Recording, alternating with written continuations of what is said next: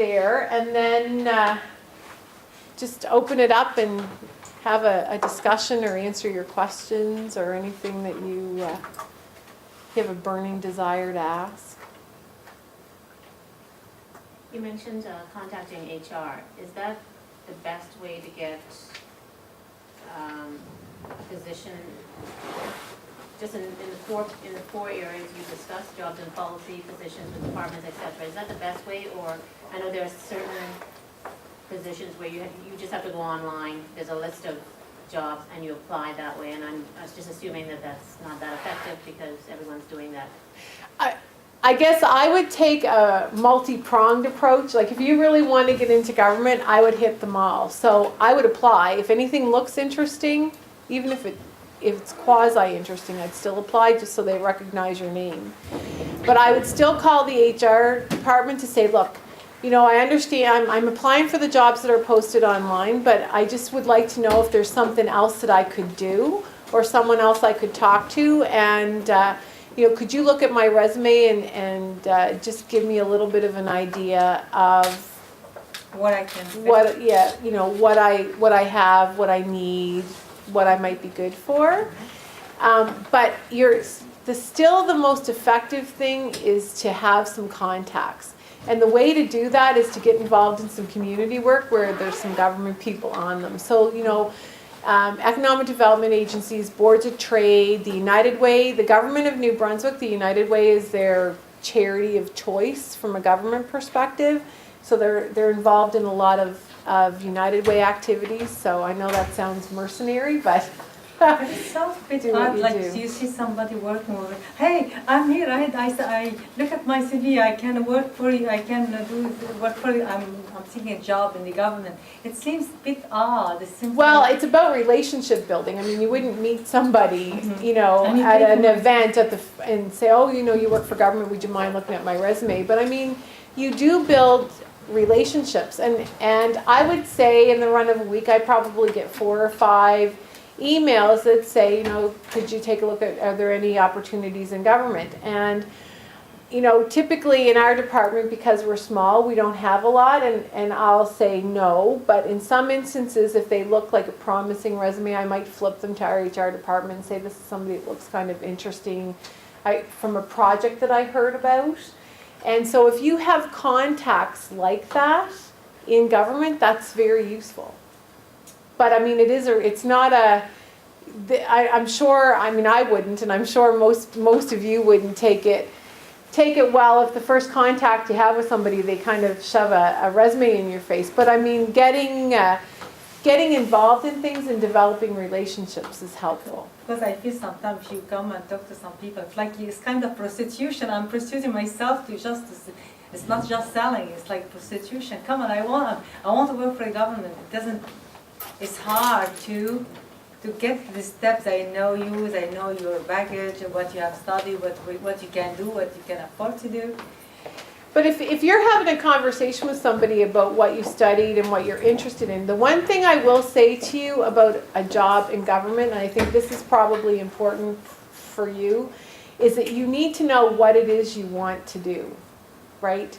Because it's not like the academic world where you have a skill set and there's lots of blurred edges. Government has hard edges around jobs. This is the job. In particular at the mid-level, right? As you get to a more senior position where it's a supervisory position or a senior management level position, it's a bit different. But government is pretty capsulated. This is what you need to do, and so we need these 3 skill sets. And in fact, I'll tell you that the government in New Brunswick has gone to a competency-based system, and so every job is profiled, and it has 5 competencies that you have to have, and it says what level you have to be at for those. And so you need to know specifically what kind of work you want to do there. It's kind of not a blanket. That answer your, I would hit it all. Because sometimes they're in a hurry and sometimes they're not.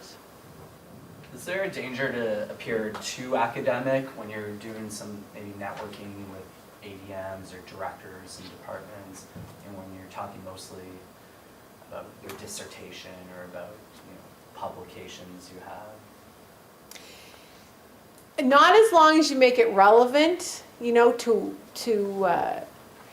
I will say, I mean, I've had 2 ADMs or 2 DMs, because my position's at and that's the other weird thing about government. They have all these levels and all these titles, and you have to get them straight. But anyway, at the executive director in our department and the ADM are equivalent positions. So both of us report directly to the DM.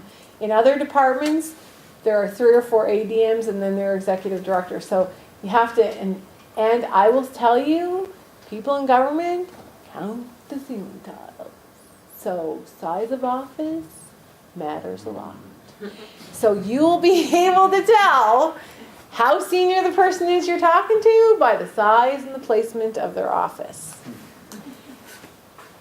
That was learning experience for me, because when I got in there, they were saying, which one of these offices would you like? I'm like, I don't care. Right? Like, whatever. Just, I need a bookcase and 2 filing cabinets, right? Like, no, but you can only choose between these 2. And I'm thinking, no, but I want that one because it looks out on King Street, which I thought would be a pretty interesting, perspective. No, it was too small. Okay. But both of my DMs have been very interested in what I did. But what they want to know is, well, how can that help me, right? So, when I did my PhD, I did it on customer satisfaction. So and no bearing on government stuff, right? From my perspective, it was a little bit too academic for them. But the next question is, well, how could that help us in this particular situation? So a prime example is we're dealing with development of a smart grid roadmap right now for smart meters to manage energy use. And one of the problems is people are not adopting them. Jurisdictions are getting rid of them because people don't want to touch them. Well, I'll tell you, if you can identify sweet spots like that in government, there's lots of money for research. There's like $100 billion in the United States now having been allocated to the customer-facing side of energy efficiency.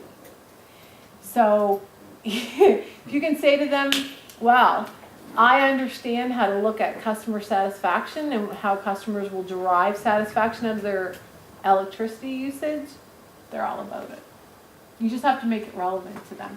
No different than you had to do to your supervisor, right? Yeah. Same thing. Relevant to their research. Yeah, that's right. Yeah.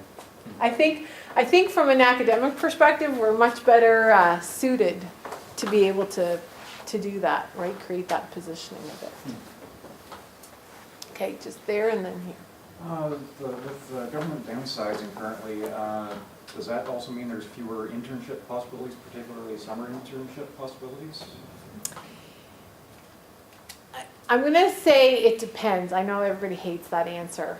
So I'll give you an example for undergraduate hires. There are 2 different kinds of SEED programs. So the SEED summer student funding, government departments were not allowed to access that this year. It could only go to the private sector. However, the SEED programs for co-op students were fair game, right? And so what I would say is government probably got a higher allocation this time of those, and the private sector got a higher allocation of the other. And it would be departmentally dependent. The downsizing for our department means it will probably have more contract work. But there are new programs being announced every day. They recognize the need, 2 things. They recognize the need for subject matter experts, and the government is heading into a huge crisis where it's going to have that middle gap because of retirements. And so they are looking seriously at succession planning, so they're much more open to still continuing that pipeline of people because they know that they're going to be in trouble in 4 or 5 years. The reason I ask, I had previously spent 1.5 years in policy in government, and I'm doing an MBA Bachelor of Law right now, and I was hoping to, like during the summer months, possibly get in on an internship at some point, like back in the policy area, so hoping to. Well, I know we hired 2 in our department to work on very specific projects, and so if you've already worked there, I would start working my connections and I'd work them really hard. Okay. And for people who haven't worked in government, sometimes even having a little research project and asking if you could do some volunteer work there to get access to data wouldn't hurt, because you'll get some, they get a little value out of it, you get some value out of it, but you make lots of connections.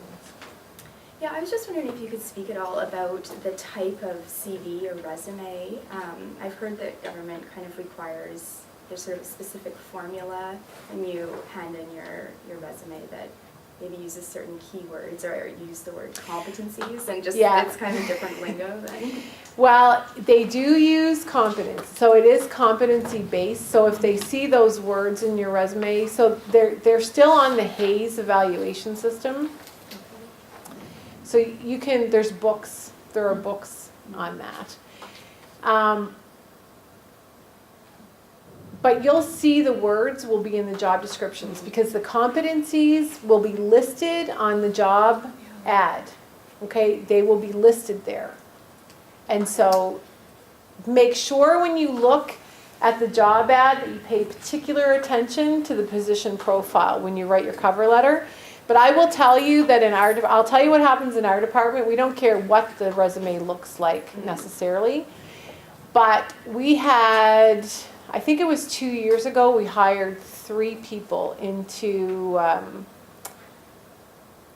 do we call it? I forget what they were pay band 4 and pay band 5, 2 policy and 1 business analyst, I think.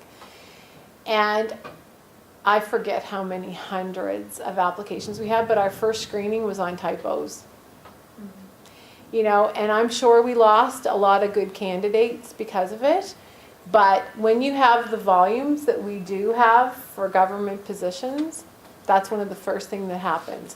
Or we had a female deputy minister at the time when it came addressed to Mr. Whoever. Oh. And this time we've got a male head, and when it comes addressed to Mrs. Whomever, or the wrong name, right? The old DM or the old minister. Like, you have no idea how often that happens. It's insane, right? They don't know who the minister is. And that's true for funding applications too. We got 4 funding applications, I would say, out of 30 in the last couple of months for some pilot project money that we had available. And those 4 were addressed, 1 to the last deputy minister, but 3 of them to the 3 deputy ministers ago. Like, one guy's not even in government, right? Like, if you can't even look that up on the web, we're not going to give you any money.